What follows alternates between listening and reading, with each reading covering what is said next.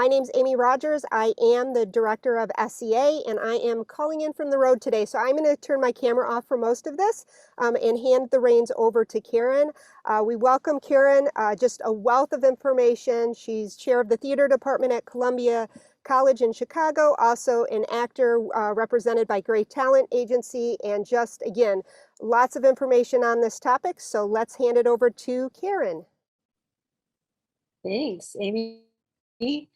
Hi. So like Amy said, we're recording. So if you know folks who want this information, Amy will make this session available for anybody who's not able to be here today. But for those of you who are here, I really want to make this dialogic. So any questions that you have, feel free to just unmute. If there's anything that I say that you're like, oh, I don't know about this, or that brought up something that that I have a question about, just unmute, use the raise hand, whatever works for you. So this session's divided into kind of two parts, and one is prepping for that headshot session, and one is the agency submission that kind of comes after that. And the reason that I wanted to divide it into two parts is I've done headshot photography for 20 years.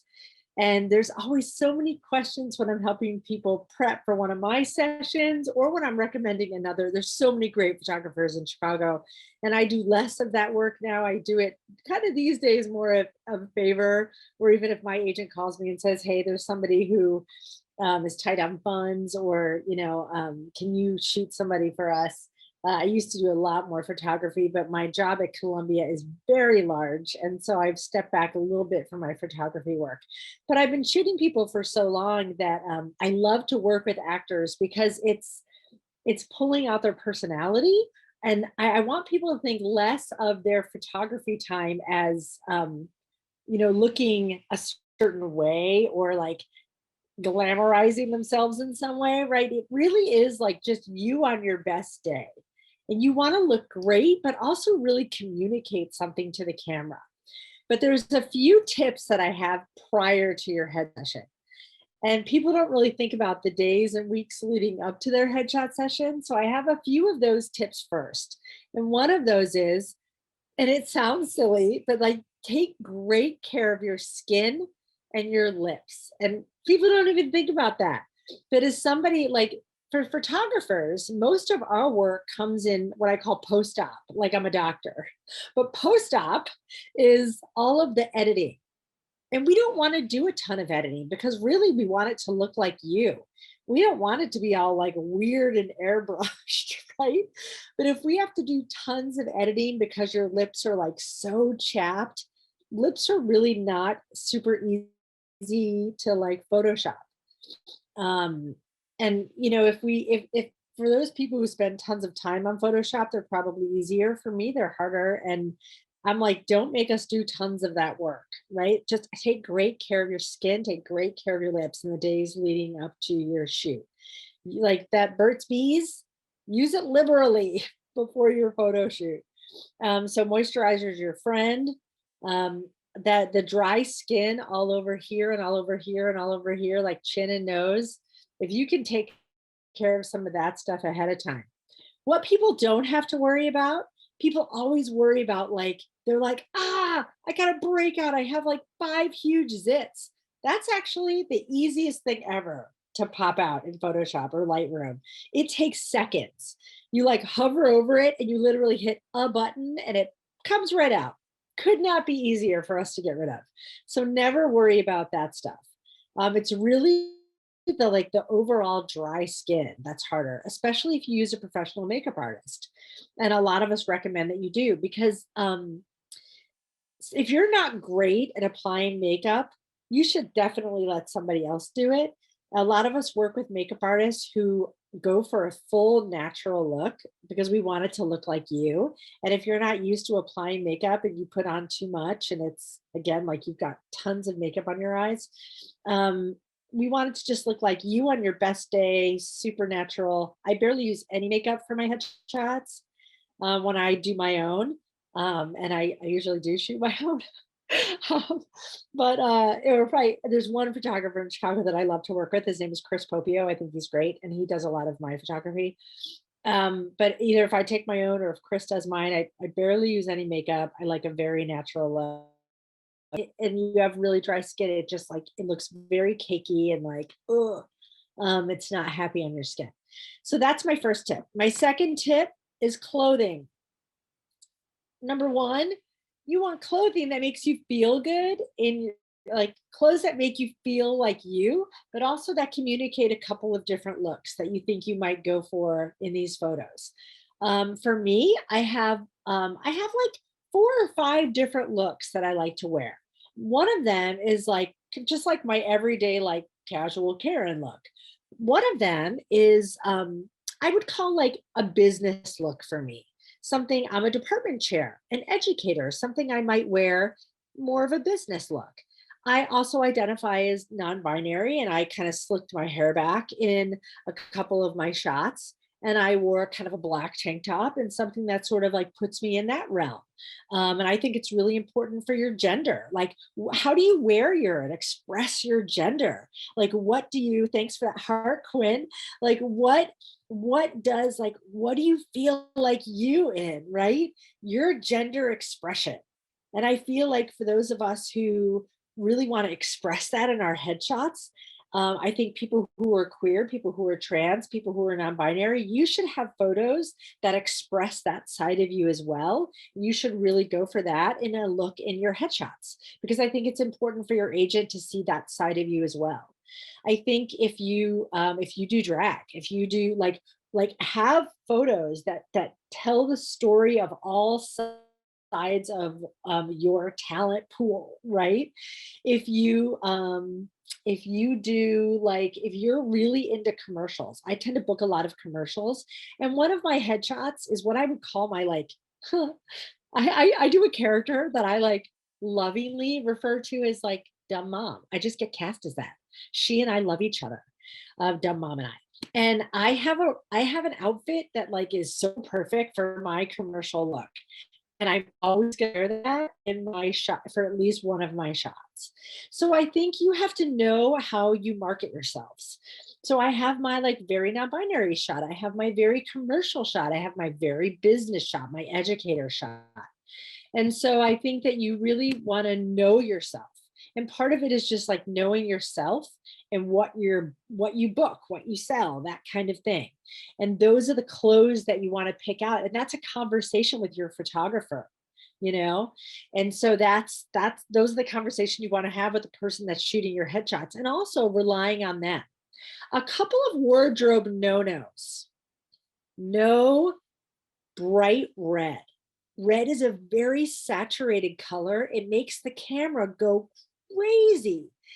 It loses its mind a little bit, and it pulls all the focus away from you, and it sort of makes the camera have motion. It makes the camera go a little crazy. So I avoid really saturated red. And I avoid really intense patterns that also make the camera have motion, like polka dots that make the camera have motion. Lines really, I don't mind some stripes that are not right together, that make the camera kind of lose its mind and have a lot of motion that pulls away from your face. So I'm always saying like pop your eyes. I'm looking at Quinn's picture right now. That's like in our Zoom chat. The only thing that I'm kind of loving this glove, it tells me something about like gender expression. I'm loving something about that glove. That glove tells a story to me, but ultimately I'm pulled right to Quinn's eyes. Like the eyes are popping. I know they're blue. They're like sticking out in the photo to me, kind of loving that between the pink background and the glove. It tells me a story about, I have a story about gender. I have a story about expression, but ultimately the eyes are popped. And it's really important to me when I see somebody's photo that their eyes go like, bam. I really want the eyes popped in people's photos. So in the photos that I take of people, their eyes are always popped. So you really want to make sure that the colors that you pick, that the patterns that you pick, don't detract away from your eyes and don't detract away from your face. But ultimately, you also want your photos to tell a story about you. And that's one of the reasons I like this photo that Quinn's showing us right now, because there is some story in it. Okay, that's That's some of the photo advice that I have for you. You want to make sure that you consult with a photographer so that you and your photographer can talk a bit. Because I like to coach actors when I'm working with actors, and we have some dialogue during it.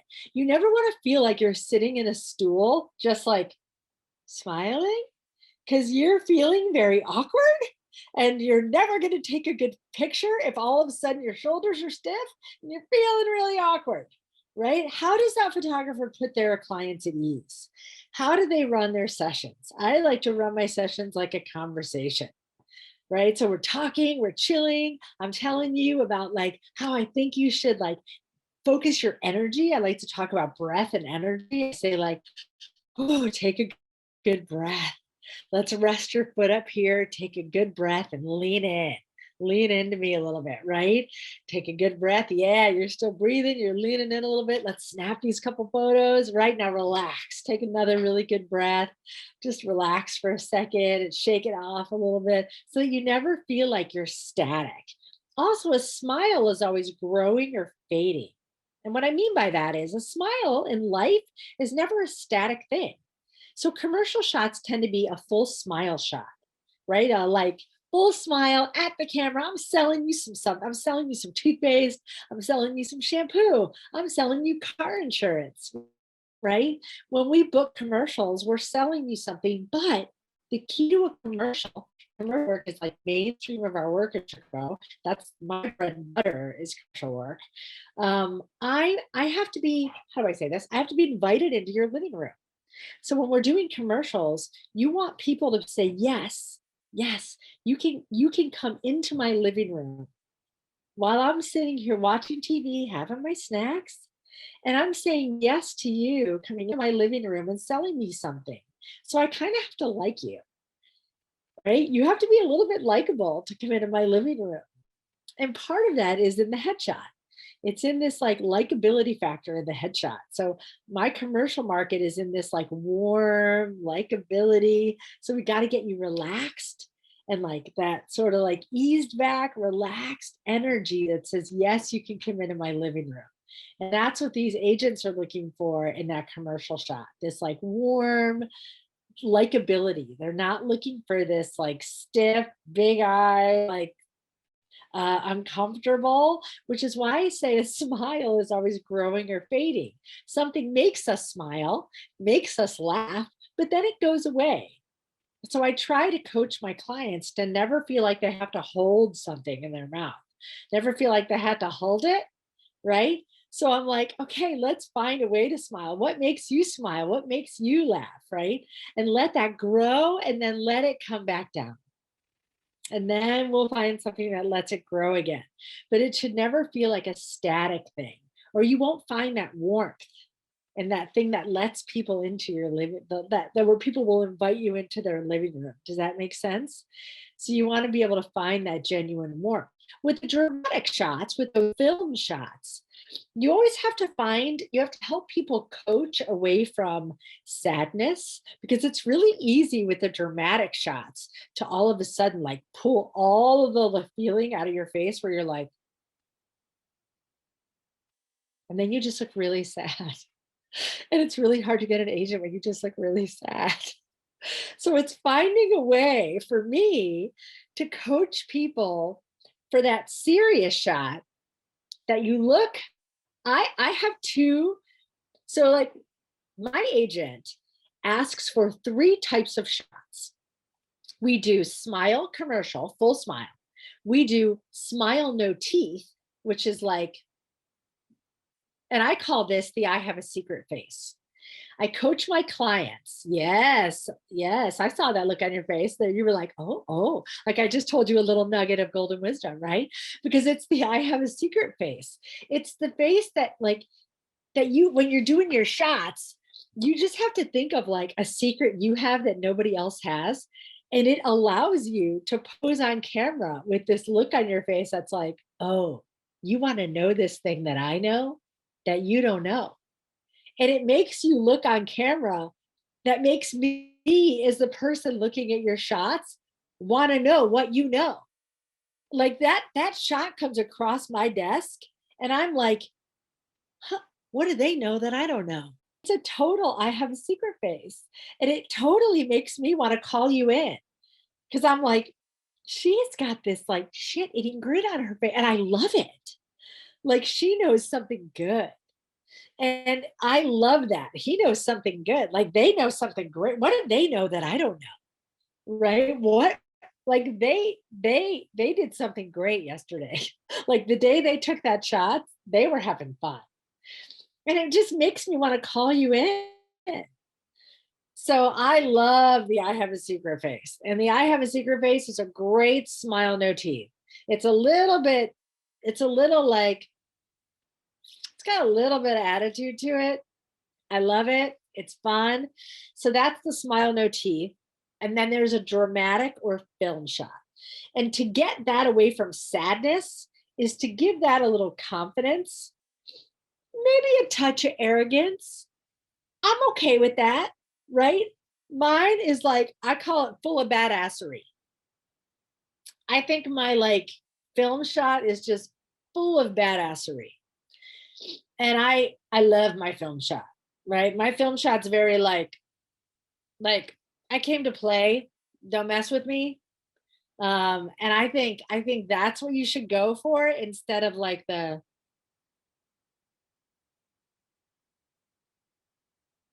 because that just looks like I've been hurt a lot. And I don't know that like anybody wants to call me in. Like vulnerable's fine, but you can play that after you've been given sides and called in for a role. Then you can play all the vulnerable sadness you want. But like nobody's calling you in for an agent when you look like you've just been hurt a lot. It's not a good look for a headshot, right? So I'm gonna say in all your serious shots, go for that like badassery. All right. So that's your agent submission. And it does take those three, those are your looks. When you're trying to get an agent, when you have an agent, those are your three looks. When you're trying to get an agent, I would say don't spend the money on sending them 3 pictures unless like you have a lot of money and you really want to show them 2 or 3 looks. You can send all that, but unless you're submitting digitally, if you're submitting digitally and they ask for more than one, great, but only send what they're asking for. So now we're going to move into the second part of my talk, which is agency submissions, because I want to leave time for you to ask questions. Okay. So agency submissions are a little tricky because you have to follow their guidelines to the letter. Part of the reason the guidelines are so specific is they want to just see, can this person take direction? It is like, that's part of the game. Can they follow our instructions to the letter? If they ask for one shot, exactly one headshot emailed, they don't want you to send 3. They don't want to look at 3. They want to look at 1. You send 5, they're already irritated, right?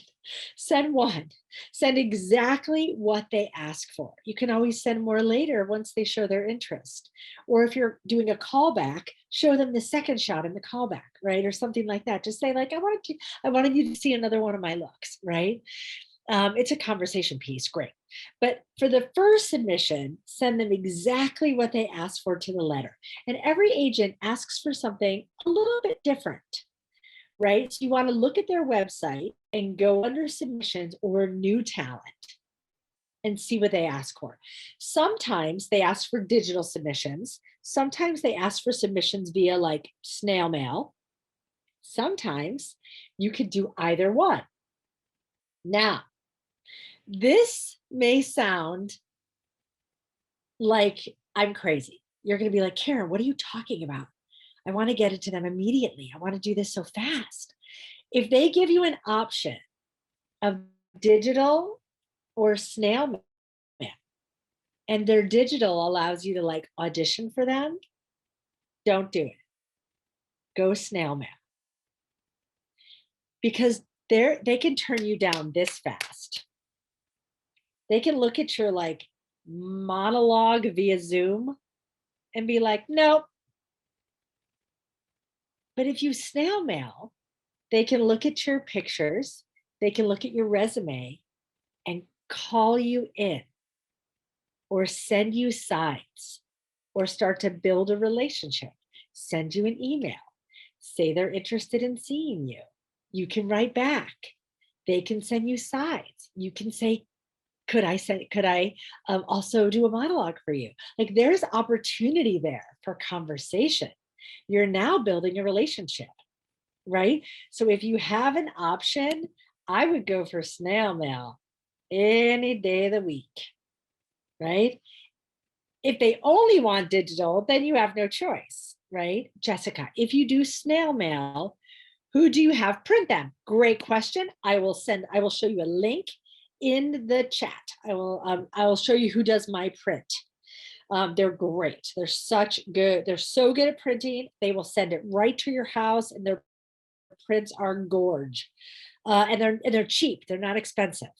So I will put that in the chat in just a bit. So I say snail mail if you have the choice, because I know my agent lets you do either. So, like, why give them the option to reject you immediately before you can, like, maybe start a dialogue with the agency and not get rejected right away because they're seeing a bajillion people? So I say, like, maybe go snail mail. I print 3 different headshots. I print my smile, I print my smile no teeth, and I print my my dramatic. So I always have, and I, by the way, carry them with me all the time. So I always pretty much have headshots in my car. So if something comes up last minute, like when we were auditioning in person, which we're not right now, we are auditioning self-tape, which so happy to answer those questions also. But all the auditions right now are super digital. They're coming out of LA, they're coming out of Chicago. I'm auditioning for pilot stuff, I'm auditioning for series regular stuff, I'm auditioning for co-star stuff, and everything is happening digitally right now.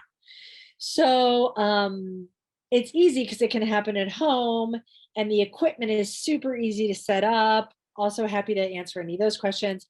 But for the agency submissions, again, you want to, if you're going to record, you do want to make sure that you're recording with good equipment, but it's easy. You can totally do this with a cell phone, and I'm happy to tell you how to do that so that it looks good. Don't do this if it looks crappy, right? Don't do this. What lights do I recommend? Great. So ring lights are so easy. You can get the easiest ring lights. Some people use umbrella lights, which are also, you can get them for 25 bucks on Amazon, like 2 umbrella lights that face you. But like, even on, y'all, even doing this with you right now, I have an itty bitty ring light. I'm going to show it to you on hooked up to my laptop right now. See how dark I am without it? And then just popped it back. I'm going to show you. Okay, that's off. That's on. It makes a little bit of difference, right? I always have a ring light on my face when I'm doing pretty much anything. And when I'm auditioning, I am blank wall. I have like a gray background, white wall, gray wall. I actually have a gray and a white in my house, depending on what I'm recording, what I'm wearing. But it's a totally plain background. I have 2 larger ring lights, and they just face me.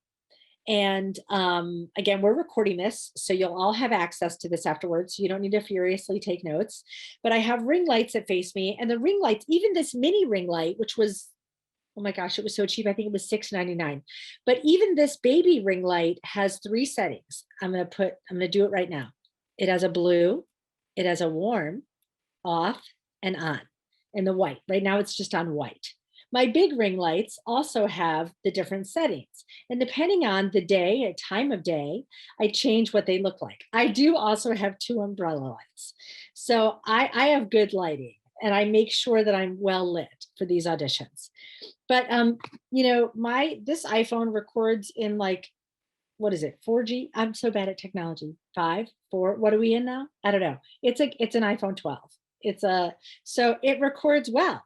I do also have HD. Oh yeah, this records in HD. That's what it is. I also have an HD camcorder with a tripod. So sometimes I just pop this into a holder, and actually I have a ring light that holds this in the middle of it.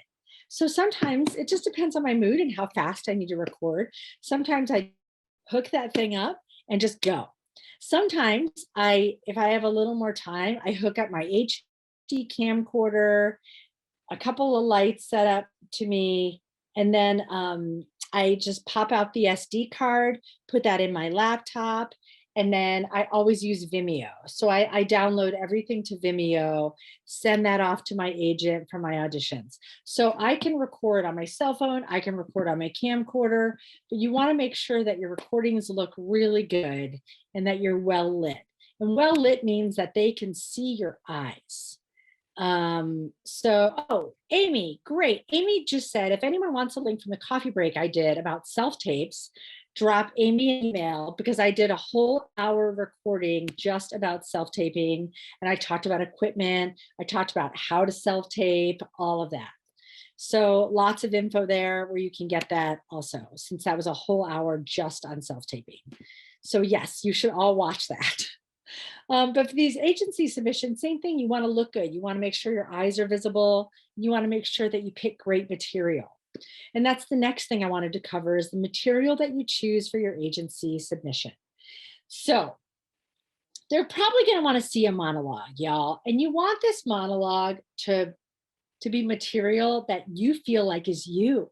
Because remember, the agent is deciding whether or not they want to represent you.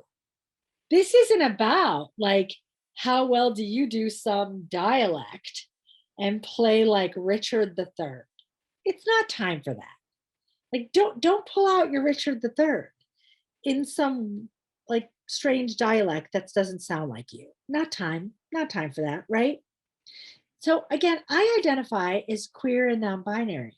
So if I were trying to get an agent right now, I would probably pick a woman, maybe, or a non-binary character, maybe, who is probably close to 50, because I'm 49. And I'd probably pick somebody who is very close to my voice. But whether I picked a female identifying or a non-binary character, you better believe that I'd probably pick a queer character who is maybe like aggressive-ish, professional, who is not afraid to speak their mind, who is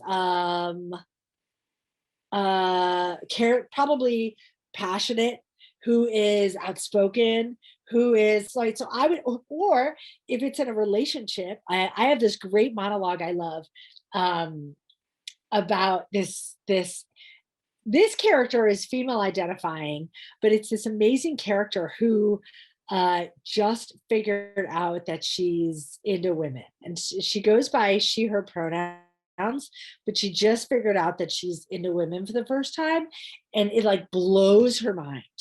And it basically says in the monologue, once you discover this, you can never go back. And it's this killer monologue. Love it. So I use that. I would definitely use something like that.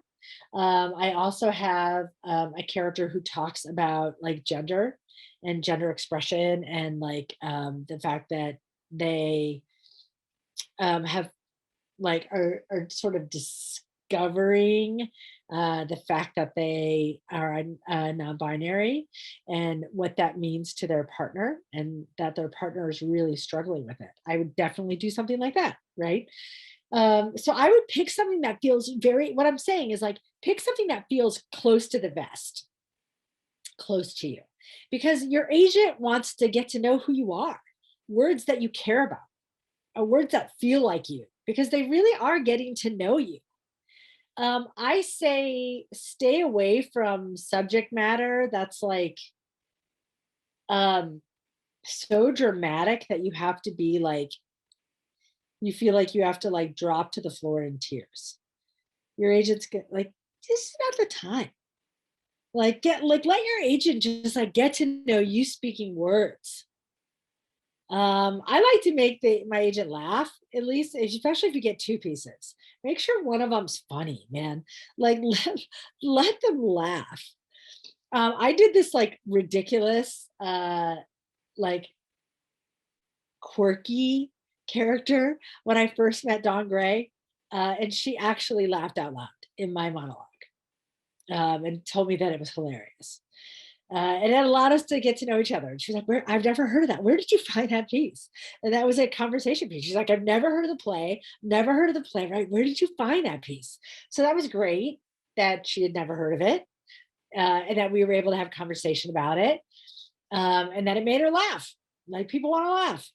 So I think really dramatic stuff where people are sort of like, "Oh, where it's so serious that um, it was like, or it's uncomfy serious," especially if it's live Zoom where everybody's kind of like, not, I think a conversation piece or laughter would be great. Um, they're probably, if they're interested, I know with my agent, you do a monologue first, they decide if they're interested, and then they call you back. And if they call you back, they send you TV and film sites. And then you have the opportunity to prepare those and come back to them with that. Because really, the agencies make all their money off you on TV film. They don't make their money on theater. Now they want you to do theater because they know it's the best practice in acting of all time, right? That's where you get to dig in and do all your character work. That's where you get all your acting training and practice is in the theater. But it doesn't make them any money. They want you to do it, but they make all their cash on commercial work, TV, film work.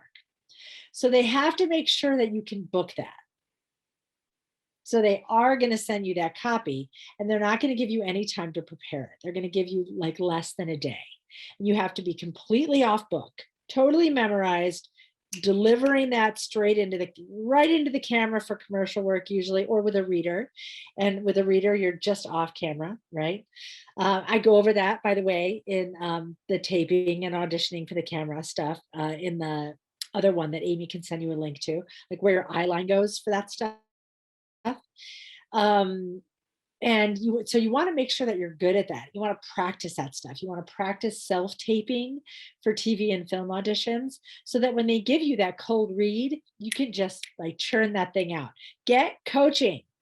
Call somebody like me, call another on-camera coach, and make sure that somebody goes over that audition with you, because it's a big deal, because you want the agent. Don't just prep that on your own. Spend the like $30, spend the time, spend the money, get a coach. It's too big of a deal to not get coaching for your first agent audition. So that's my advice there. And again, everybody does it a little bit differently, but usually they're going to give you some kind of cold reading, whether it's commercial copy, TV, film copy, or TV copy, to do that. So yeah, that's basically what happens. LA is very saturated. Like, the market is very saturated, a little more saturated than Chicago. You can get the Actors Access, Casting Network, all of those memberships without having an agent. You have to pay for those. If you have an agent, you don't have to pay for those because you're listed under your agent, right? So they'll make you list with all of those sites. When you have an agent, you'll just be listed under your agency.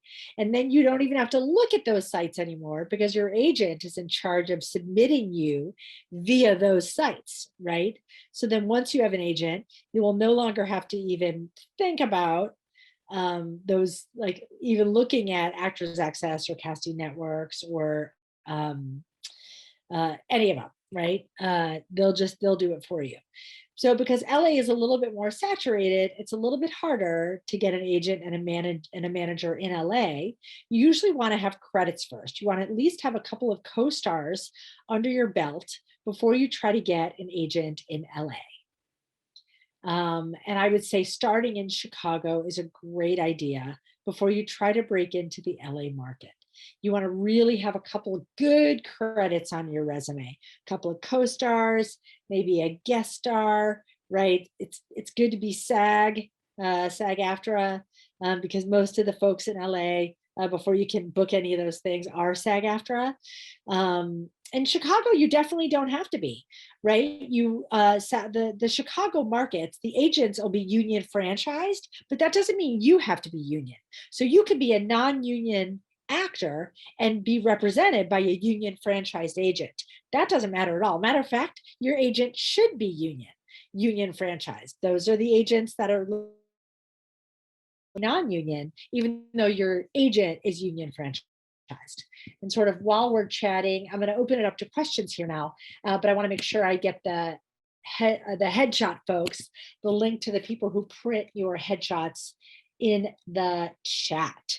So I'm going to open it up for questions now because we've got about 20 minutes left and we can certainly end early. Oh, great question, Jessica.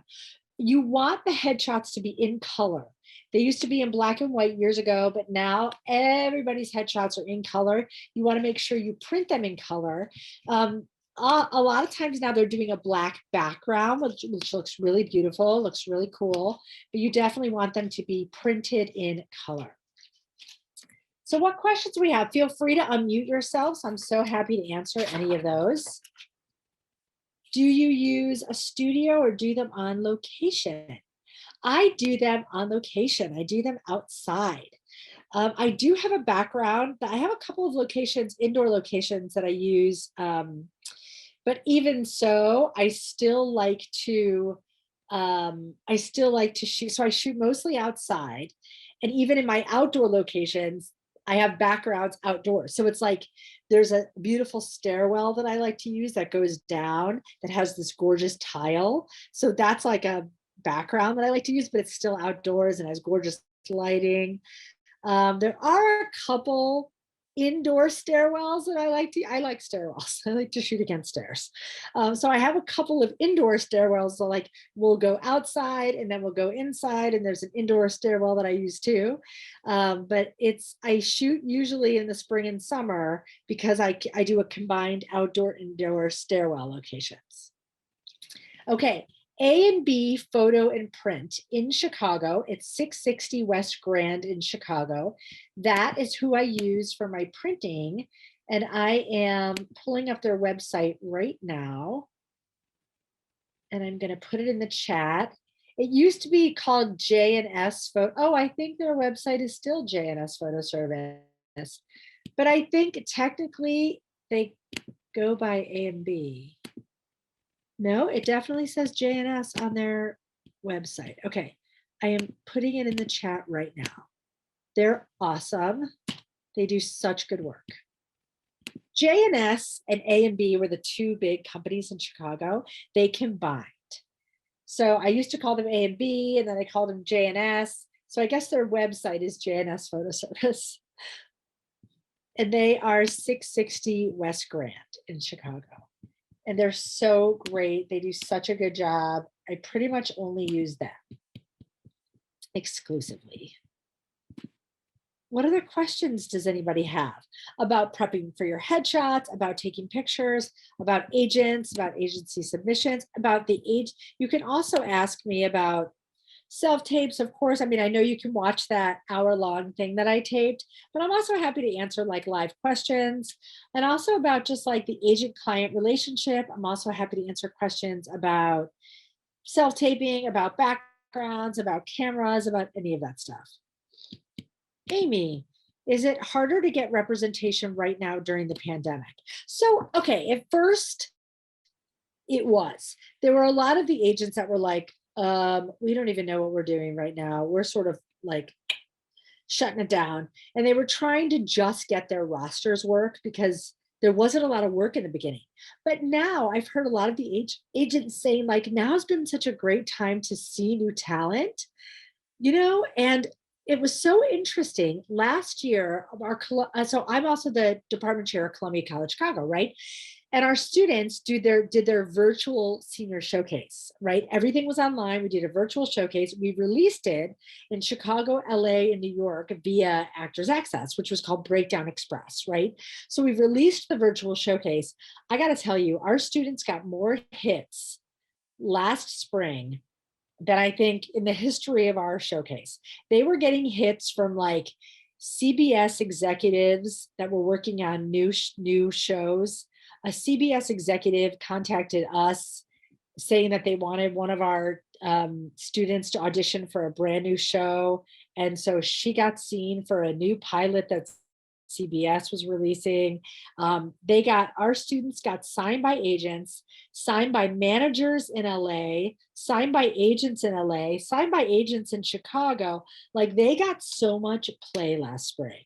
So I feel like agents are realizing that, like, the virtual showcases allowed them to see so many new people, and like, it was just a great time to have access to a lot of new people. So now they are actually signing new people, whereas in the very beginning of the pandemic, I felt like you could not get an agent to save your life. Now it's different. Now they really were like utilizing this as a great opportunity to have exposure to new talent. So I do think you can absolutely get an agent now. And we've been doing a lot more Zoom auditions. So like live auditions over Zoom. So I had an audition the other day for a Showtime show. And it was like the casting director in Chicago, the casting director in New York, me, all over Zoom, kind of hanging out over Zoom. They were able to give me direction over Zoom. We were able to talk through the scene over Zoom. So like, it's all still happening. So we're all pressing forward and moving forward in this sort of brave new world we have online. So I'd say keep moving forward with your career and don't stop, right? Schedule that headshot session. Get the lighting equipment, make sure you have that space in your home that is the blank wall, and get your lighting set up, and get that virtual studio set up, because I do think it's going to stay like this. I do think people realize that the virtual auditions, the Zoom auditions, the self tapes, I think that a lot of those are going to stick around. So I think staying prepared in that way is going to be key.